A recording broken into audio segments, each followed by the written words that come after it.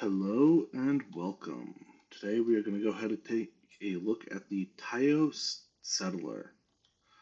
So, the Settler class ships all have to be Class A ships with no ranks of Starship design, and they are ships that we are looking to go ahead and be able to take out and use to help set up a new homestead somewhere distant.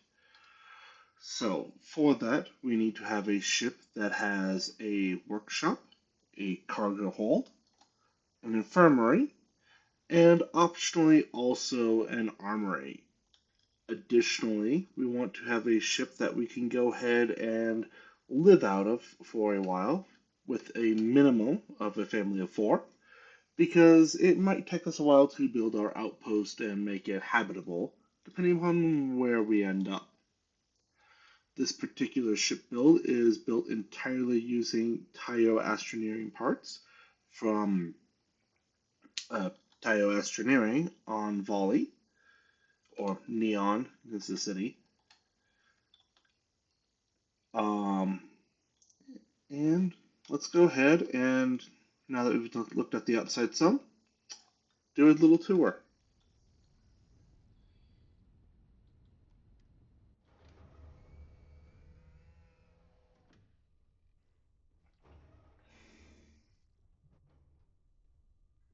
Alright, so first things first, we've got our cockpit right here. Coming back, the part closest to that is going to be the 2x1 captain's quarters. As figured, not too many people need to be accessing the cockpit, especially if we're landed, so having the captain's quarters is nice and close and very nice. Immediately behind that, we have a 2x1 all-in-one berth, which has four beds, a bathroom, and a galley. And then we can come out to this side, and we are entering into the 1x1 companionway. Directly above is our docking access. We'll look below in just a sec. And then we come into here to get to another 2x1 all-in-one berth. Again, with another galley and another four beds. Finally, for the top level, we have the 2x2 all-in-one berth, which has a bathroom right over here, a nice sectioned off little galley over here, and then right over here, we have another four beds. So that is 13 beds in this ship, and nowhere near enough tables for everyone to eat at once. So, hope you're willing to take turns. And then we come on down here to the lower level. So, let's start over here first. We have the infirmary right over here. And directly in front of that infirmary is the 2x2 cargo hold. Then, coming back, here is the 1x1 companionway, which is our central ladder as well. And then coming on over here, we have the 2x1 workshop. Directly in front of that, we do have the 2x1 armory, which has a brig, I guess, which I suppose you can use in case people are misbehaving. And then here's our landing bay. So if you are on the ground, you would be entering directly through the armory, which makes this ship a little bit better designed if you're going to a hostile world. The workshop to put together anything that you might need for your settlement. And then coming across over here, we have our cargo hold for getting any materials we may have brought with us. So, now that we've gone ahead and taken a look at all that, let's go ahead and fly on over, and we're going to see how the ship is built. Now, the one truly annoying part about going and building with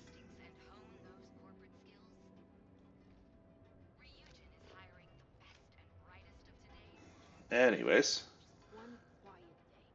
building with Taiyo, you have to go all the way into the city, all the way on over here, and and if you have been running your game for any length of time, the city likes glitching slightly.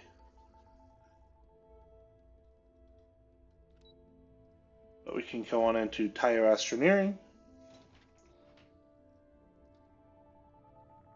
and come on over here. You ready? Taiyo is literally the best. And talk to Veronica. Alright, so this is the ship in the shipbuilder. As you can see, I am using a little bit of flip glitching, but not a whole lot. So let's go ahead and see how this ship is built. So, as usual, I'm going to go into the builder, and then the first thing I'm going to do is I'm going to select all, and then delete. Alrighty, so let's go ahead and grab that ship bay. And then, as mentioned, the very first thing is we are going to go ahead and grab the Taiyo bottom. So Taiyo is fun because you have so many different variations of the exact same thing.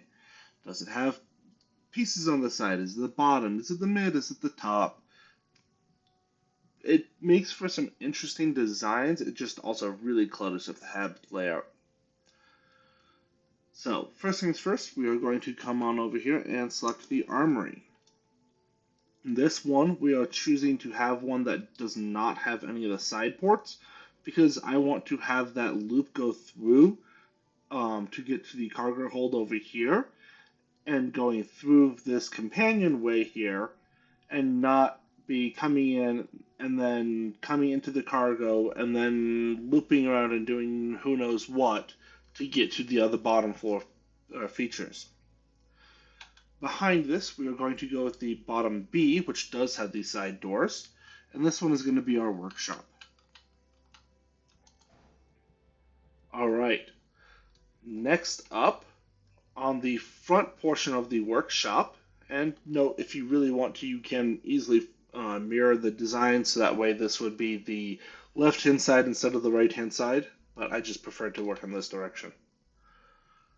I'm going to go ahead and grab the 1x1 companionway bottom B because I need these side ports here. Then I'm going to go ahead and I'm going to come on down to the all-in-one berth, and this one's going to be the B. And I'm using the B here because I need the side attachment here for some landing gear. Next, off the back of this, I'm going to go again to the bottom B, and I'm going to choose the infirmary. Then, coming up to the top, the first thing I'm going to do is I'm going to go over the companionway, and I'm going to choose the companionway top B. Then, I'm going to go ahead on the front of this and select the all-in-one berth, which, as you can see, it kind of wants to go to the other side. That's not really where I want it to do, so let's take a step back, come on over here, and go find the all-in-one berth B, which it wants to stick right there, which is not where I want it. So rather than trying to do the door glitching, I'm just going to move pieces around until I get them where I want, and then hope that the system decides to put the doors where I want. Hence the answer is no, it doesn't. Next up, I don't want to have any side entrances here, so I'm going to go ahead with the top A, and this was going to be the captain's quarters. And then I want to go to the top B, all-in-one berth, because I do want these side attachment points on this side. Continuing on, I'm going to come over here and I'm going to grab the cockpits. All of these cockpits are basically identical interior-wise, so just use whichever one is the best that you can use. Without Starship design, the best one is going to be the Shogun, though some of these might be level locked. Who knows at what levels? Um, and again, if you have Starship design, just go with a better one. All right. Then the last piece for the human navigable portions is we're going to go ahead and grab the docker. And I just had a top-mounted docker here. Um, Note for dockers, you could have the top-mounted, or this particular one does flip, so if you want it bottom-mounted, you could do that instead.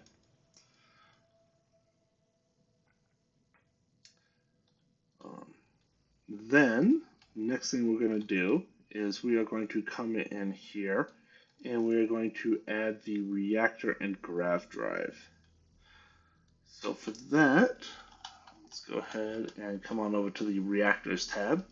And you can see in this particular build, I went with the 360T Stellarator. Other options, the Spheromac ones, require Starship design, and then the Tokamak. The 20 power Tokamak one does require Starship design for some reason. So you are basically limited to the Stellarator if you're looking at just what you can get from Taiyo Astroneering. If you wanted to go ahead and get your reactor from another location, like literally any other location, you could probably go ahead and use a different reactor if you so desire. Directly above this, I'm going to go ahead and add the grav drive. In this particular ship, after looking at everything, I discovered that I could get away with the R2000 grav drive, which is going to save me 4 mass over the Helios 300 or 8 mass over the R3000, but I didn't quite have enough jump range with the Helios 200 because this only produces 19 instead of 20. And then Slayton Aerospace needs to get out of the grav drive business because all of those suck. Now, this order can be literally whatever order you would like. That does not matter at all. Then, on top of this, since I'm already working here, let's go ahead and, come on, grab the shield. For this particular ship, I went with the 30S Protector shield generator right on top. This is one of the times that I really wish I could have a shield that popped out of the back, but I would have to go ahead and download a mod to be able to do that. Next up, I'm going to go ahead and start adding the landing gear. So for this particular ship, I used one of the Pinpoint 4G landing gears and placed it right here. And then on this side of the ship, I went ahead with the 3G landing gear. And you can see I used just 2 of these.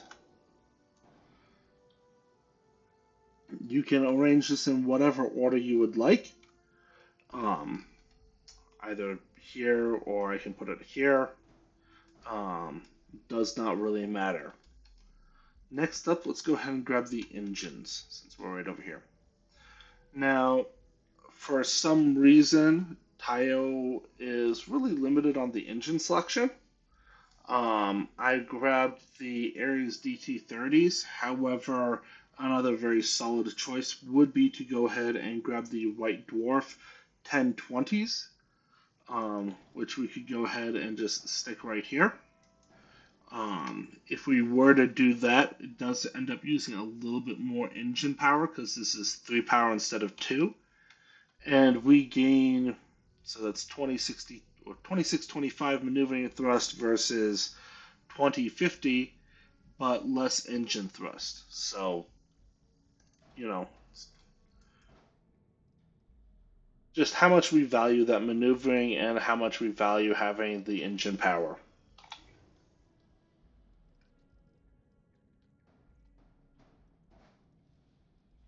This ship does only use these 2 engines, which means that we are a little bit lower on mobility than I would normally like, but having less mobility isn't too important for a ship like this, in my opinion. Next, I'm going to come on over to the cargo holds. I have one DeGamma 1010 cargo hold. Let's put right here. And then right above it, I'm putting one Caravel V102 cargo hold. Then, next thing I'm going to do is I'm going to come on over here to the fuel tanks. And you can see I used one M30 Ulysses fuel tank. And this I'm going to flip into place over this. As you can see, it does not go on nicely. We have to flip it into place because this is ever so slightly taller than a normal hab because reasons. Alright, so I have no warnings now, or no errors now, just warnings. So at this point, you could call this done. However, I am going to go ahead and add some structural components and some weapons. So coming on over here to the structural components first, let's just go ahead and slap this horizontal weapon mount in right here, and then let's just add the weapons. For this particular ship, I went with 3 Ravager 20 MEV electron beams. However, your weapon layout should be whatever makes you happy.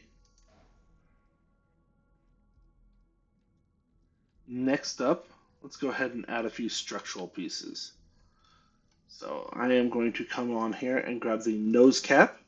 Note for this one, you could either use the nose cap or you could use the braking engine. It's just whichever one you would like more. I'm going to put one on each of these pieces.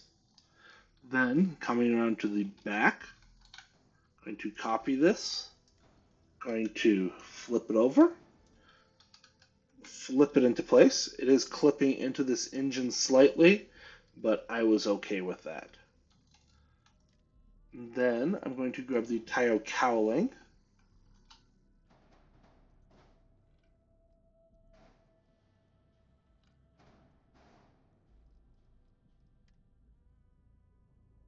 And then I'm going to assign my weapons. And that is the ship. At this point, you can go ahead and do whatever coloring you want.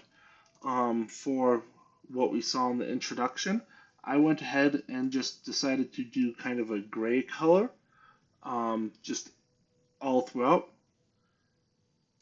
And we will just go ahead and copy that and just make it kind of single toned.